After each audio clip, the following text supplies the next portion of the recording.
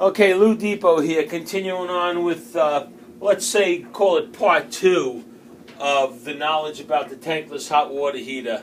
Now, if you saw part one, you'll know that we're about 50-50 if you want to go to tankless or a regular storage hot water heater. But I did want to mention, when we were talking about this, we're talking about natural gas or gas tankless hot water heaters versus gas storage tank, the old-fashioned style hot water heater. Although they do make electric tankless hot water heaters, they weren't even compared in the comparison, because the electric tankless hot water heaters, first of all, they can't even keep up with the regular tank storage hot water heaters, because they don't, the water coming out of the ground is so cold that they cannot keep up with them. They can't produce the 5 gallons per minute or whatever it is per minute that the old-fashioned heaters produce. And even if they do, a lot of houses would have to have their electric upgraded severely to take care of a tankless hot water heater that can do a whole house. So when you're talking about electric tankless, you probably don't want to do that unless you absolutely have to. If you don't have natural gas, there is ways to get in propane bottles and propane, and they do have propane tankless hot water heaters. So that's one issue. The other issue is, real quickly, hard water.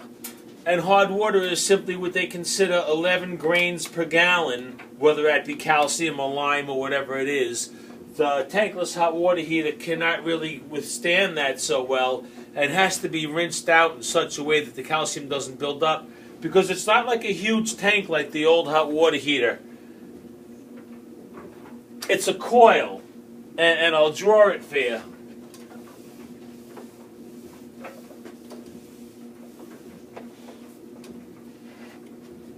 It's nothing more than a stainless steel coil, right? This is the tankless that's installed on the wall.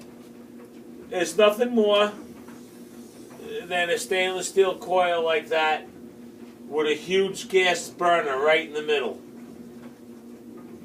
And that's it.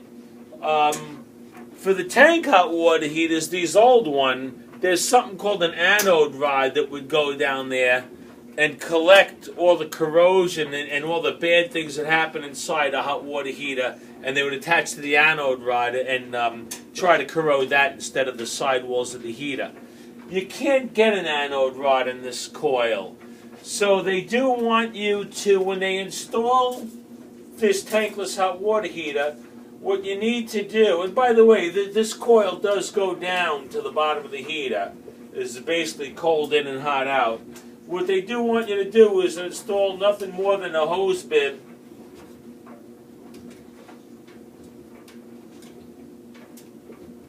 on the feed and return, because to clean this out, you actually have to shut off the water going in and out and shut the gas off, and pump with a pump a solution, a 50-50 mix of white vinegar and water into this coil and around the coil, and then back out into a bucket, and with a pump get a circulating system going where you continuously pump that around that coil and clean the calcium and lime out of that coil for about a half hour to get that coil opened again, because that coil closes up just like human arteries do when we get old, and makes it very inefficient because hardly any water can get through it.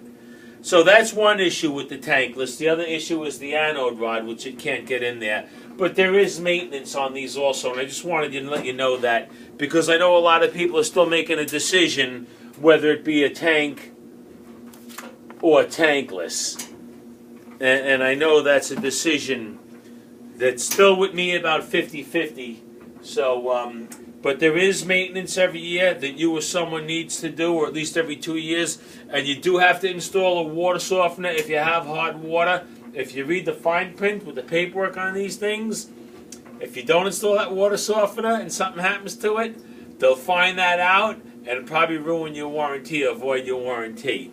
So check with your, have your water checked. If you do have hot water, you need to do that. Good idea to install a filter before it hits that anyway, to keep that coil cleaner. The cleaner the better. and the less maintenance also.